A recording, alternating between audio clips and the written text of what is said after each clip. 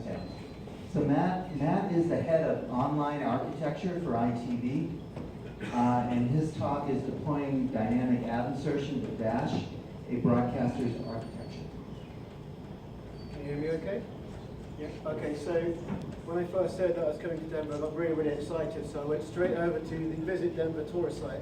And imagine my surprise when I saw on the Mile High Video website the same, no, I stole it from the website. That's the only joke. Laugh it up, guys. That's not the joke. In case you don't know who ITV are, we're the biggest commercial broadcaster in the UK. We've got 6 broadcast channels. But we're also a global content producer as well, including ITV Studios America over here, and we have broadcast channels in selected areas of Middle East, Asia, and Africa. And direct to consumer. Most broadcasters have got a direct to consumer proposition as well, which are getting used as a vehicle to talk about how we've gone about deploying things so far. So, when I was asked to talk, I said, guys, we haven't actually finished deploying it yet, and they said, that's fine, don't worry about it. So I'm going to take you a full story so far, and we're going to talk about the project, the background to the project, we're going to deliver it, and talk about broadcast architecture all the way through from scheduling systems all the way down through to the video player client. And hopefully we'll come up and touch upon some of the topics that are useful in this area. So, about in November 2016, the background, we started looking at live OTT. By the way, I should say this is only talking about linear, not VOD. And the reason for that is that we're pretty adept at doing client-side VOD insertion, but we think it's necessary for live OTT to do server-side, so it's an important distinction for the talk. But we're looking at strategic themes. We wanted to improve our content, which basically meant doing better with the rights we have, which just meant doing more DRM. We wanted to improve the distribution of our live OTT, which meant supporting more DRMs, doing more streaming formats, access services, and so on. We had to increase our revenue capacity, which meant that after we've distributed it, we were able to make sure that all of the adverts, as many of the advert breaks as possible, were replaceable, and we wanted to make sure our architecture was as efficient as possible so we could roll out the benefit as fast as possible. So, with that strategy in mind, we started looking at a vehicle we could use to start tackling that, and we chose the web. And the reason basically is because we were still on Flash for live. We've done HTML5 for VOD using Dash.js, but we need to replace Flash.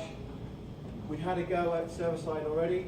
HLS just an IRS platform, but there was lots of proof of concept software and then product team looking after the software. So, and certain areas it worked around the strategic tech that we're doing, particularly transcode.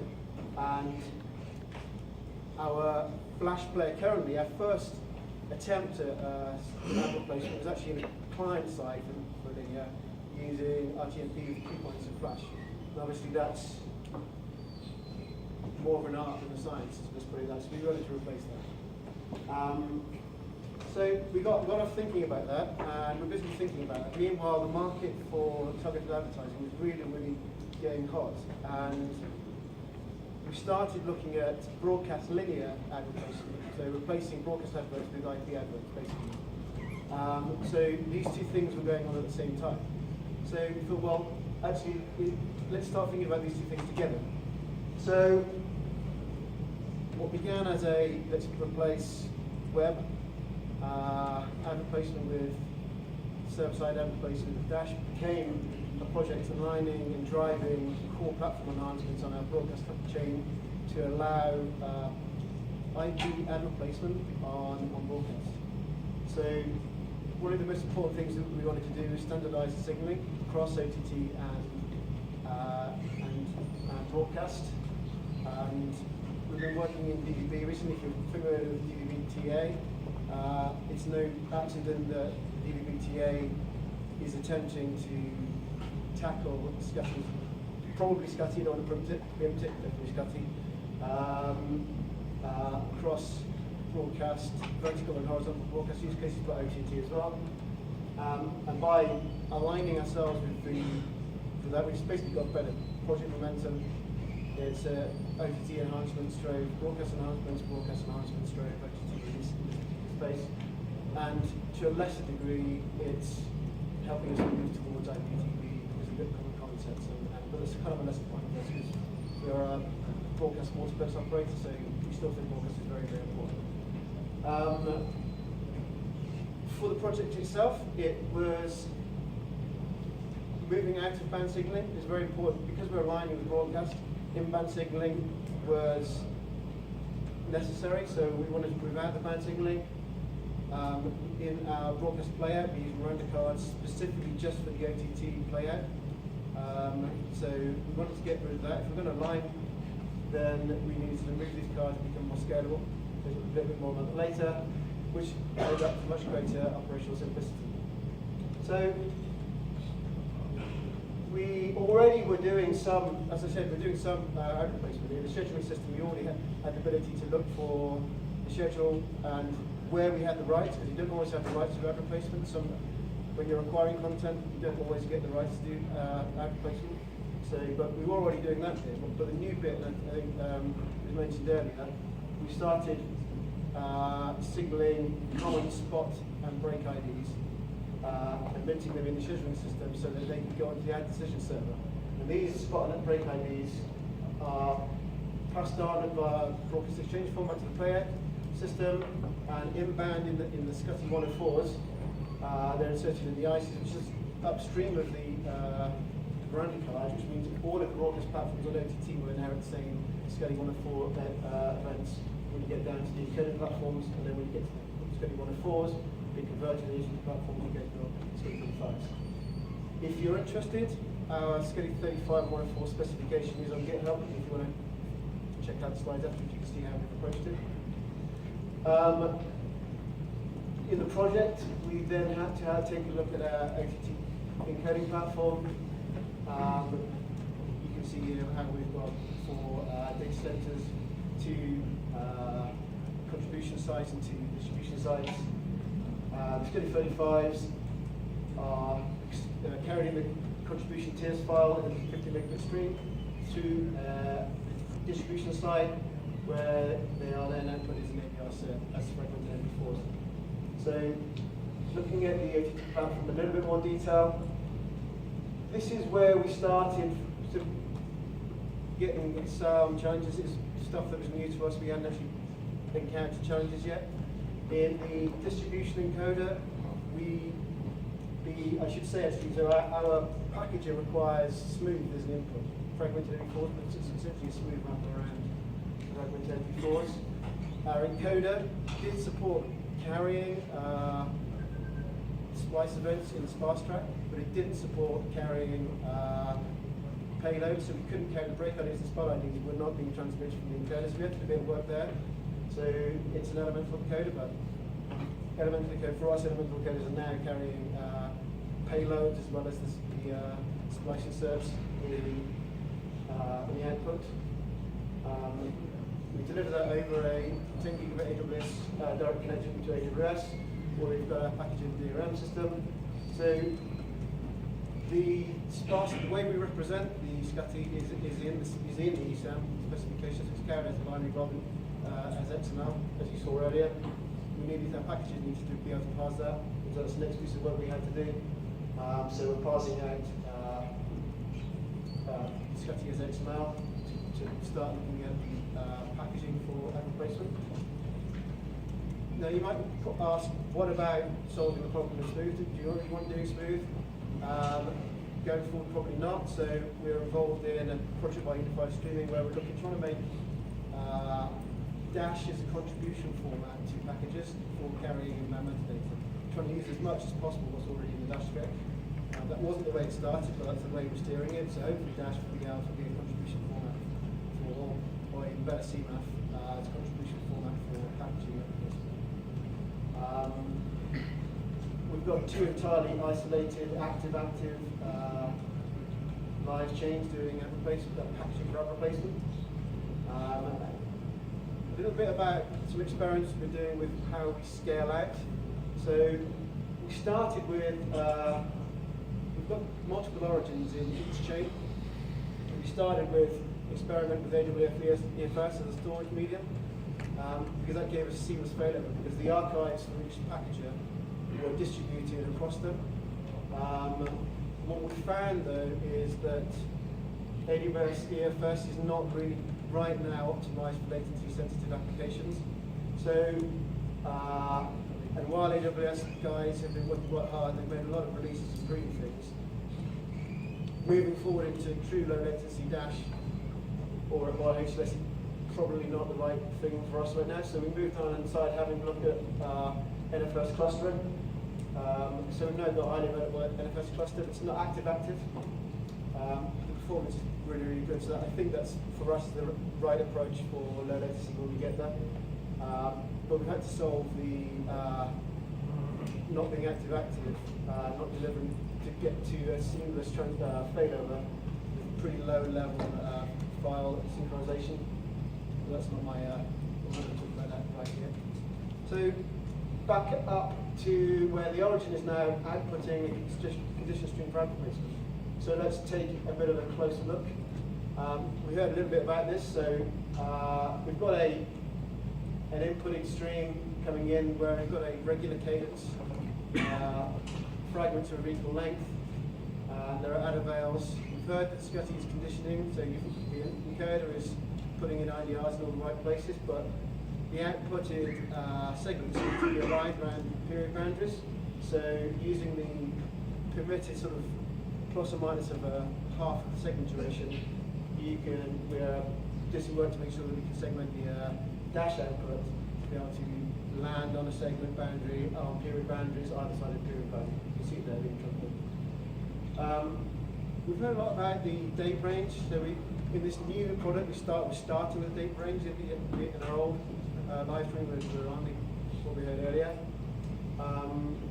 So date range in HLS specifies there must be a matching splice event at the end as in the beginning. For us, we only just broadcast a reliable duration, which is what SCSI 35 spec says is the recommended way of doing things. So we don't actually transmit a close or back to network signal, we just rely upon the duration. So in the case of HLS, with the date range, we have to do a bit more work in the packager, whereas Dash, inherently talking about presentation time and durations just works. So in this particular case, Dash is slightly better for us in packaging than HLS. I thought just before we go on to the next slide, just a reminder that we're talking about spots and breaks. So because we're aligned with broadcast, and broadcast actually what you're trying to do is replacement of broadcast ads with IP ads. You're actually trying to replace just a spot because you're selling just a spot. You're not trying to sell the whole break. There's many reasons for that, which I won't go into now, but it's to do with the efficiency of your traffic or the ad position server. But because we're carrying the same SCSI signaling as is going out to broadcast, our package stream has got markers for spots as well as the breaks. So that's created an interesting challenge for us in packaging. So let's take a closer look at that.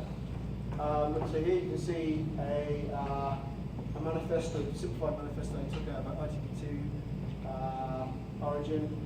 I've stripped out all the adaptation sensitive, that's not what I want to talk about, but here you can see that we've got an event here for a break marker. It begins and ends, and it's about 4 minutes, so that represents the whole break.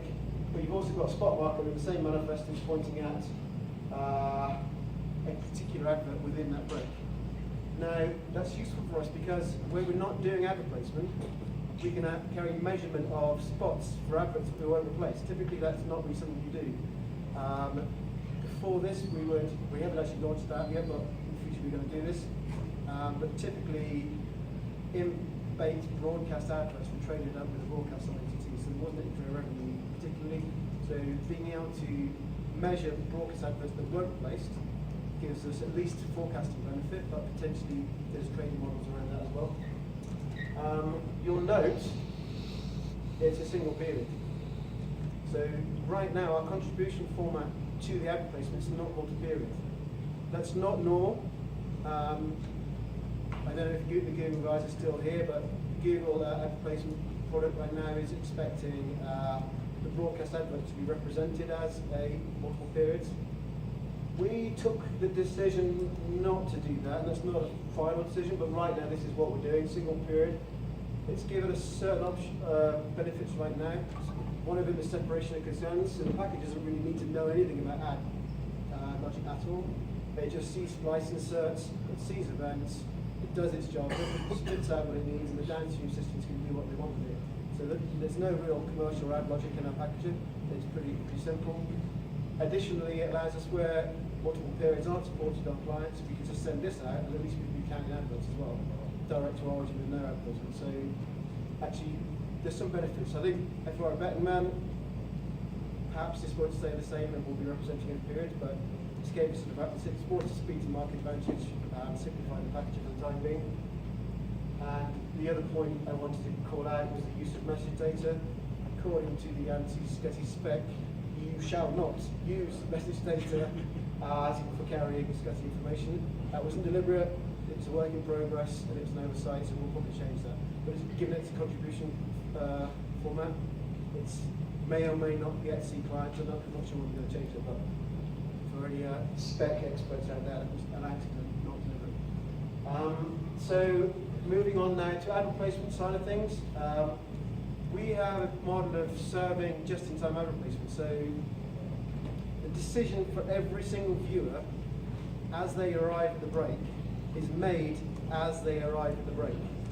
So that leads to a particular architecture. So I'm going to dig a little bit more deep dive into that.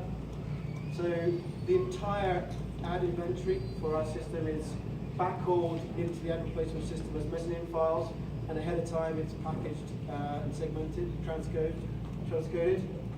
To Thomas's point earlier, because we're in control of the advert mezzanine and the content coming in, we can guarantee that it's the same codec, guarantee that it's the same bit regs, so we don't have that problem with transition across multiple periods because we know exactly what we're going to get. So that's how we work. That's probably not the same for everyone, but we don't have that problem of guaranteeing that the content either side or within the period is different. So the manifest is ingested from the origin into via a private connection, and it's been looked at. Do we have any ads coming up? And when we get an ad coming up, it triggers some logic. At this point in time, as I said, the decisions have been made on the fly on each node in the ad replacement system. The vast request is made, and the vast response is returned, and the decision is made on the fly for every single viewer. So that leads to some interesting load challenges, and this afternoon's second graph. What we see is at sufficient scale, statistically, the load is distributed quite neatly over one segment's duration, and it typically breaks down into 1/3. So you get 1/3 of all the requests in the ramp up, 1/3 of all the requests as peak concurrency, and then 1/3 of the requests as the tail going down. So that gives us a quite neat way of forecasting load, because we know exactly what, if we're forecasting that there are going to be X 100,000 requests for an upcoming event, we know what the ramp up will be, or we know what the peak concurrency will be. So far, our maximum peak concurrency is 1.1 million. We may need to rethink this when we roll out across all of the platforms, not roll out yet, just when the load goes up, and potentially for low latency dash. Although it was said earlier that the dash IF setup was, I think you said, Thomas, it's 6 second segments with a 2-second gap, which is exactly what we've got. So if we stuck with that in low latency dash and just did the chunky coding, actually we wouldn't really need to change this. And we may, architecturally, we may be okay, at least in the ad server. We don't need to scale up anymore. So that's what's helpful. So thank you. And finally, it's also mentioned, so as you said, those same spot IDs are sent to the client where the measurement happens. And as you said, right back in the educational system, when it minted the IDs, the same IDs are then sent back to the decisioning server, and you've come full circle. So let's have a look now at the actual output of the ad replacement. We are now into multiple period dash. So we've got the content before and after, and we've got the ad break there. As you see, this is where I am overlapping, but what we said earlier, the use of Dash events as a contribution, inbound events is important because there's absolutely no need to look at anything other than the manifest. So it just keeps it as manifest manipulation. When you get down to dealing things with other client, we're switching to e-message represented there as an inbound event stream because you can guarantee that the accuracy of the reporting in the client that you are in the advert, which is important to us, to our customers to know that there's definitely an advert being seen, and the quartile events were all reported properly. And then I thought make a call out of the segment timeline as well, because it's quite interesting. Should be doing this live anyway. Provides quite a nice syntax representing the varying segment cadence. It's quite cool. So, on to the media player. So we are not quite where we haven't finished yet. We are live for the channels on our website that are not ad replaced yet. We are already live, Dash.js. We like Dash.js, it's good. We also like Shack Play. We did look at that, we recommend it, but we wanted to stay aligned with the industry as a broadcaster. We prefer to stay aligned with the industry and how they're working. So really that was the only reason why we chose Dash.js over Shack Play. I think Shack Play is good.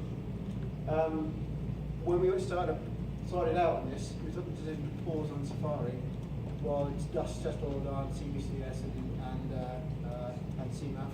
We're not quite ready to introduce that into our workflow, but we're not going to hold our breath for CTR mode either, after hearing Josh this morning.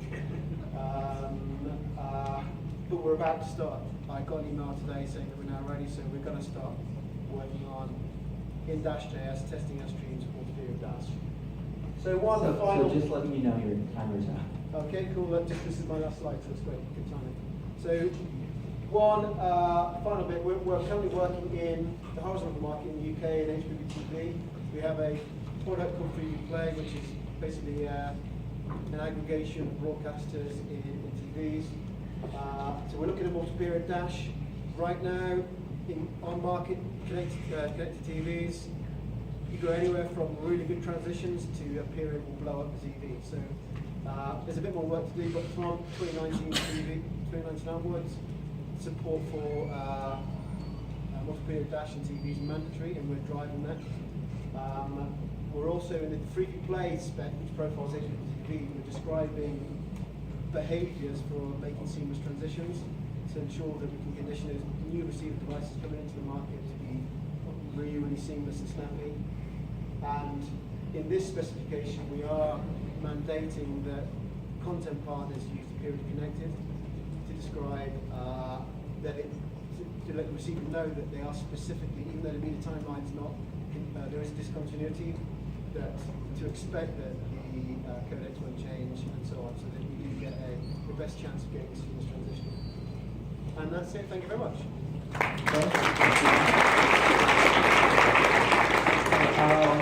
We're running behind time. We'll take one question over here, but I want to get the next set of speakers here.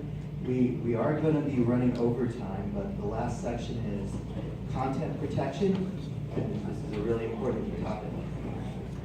So for Matt, is there anyone who has any questions up here? Yeah, we'll take one question. And Raj, I'm just going to actually get the other guys going.